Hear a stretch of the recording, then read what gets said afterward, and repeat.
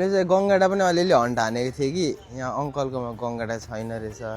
हामीले समातेको थियो अब यही बनाएर हानिदिने हो छैन अब गङ्गाडा पनि सफा भइसक्यो हाम्रो यसपछि बन्दैछ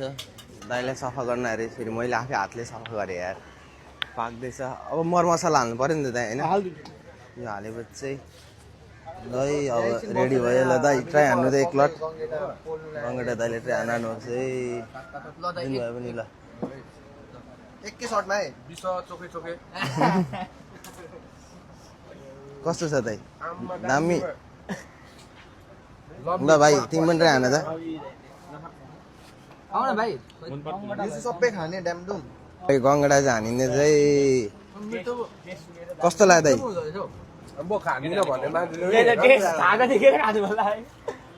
कस्तो लाग्यो भाइ गङ्गडा चाहिँ खास गरी अब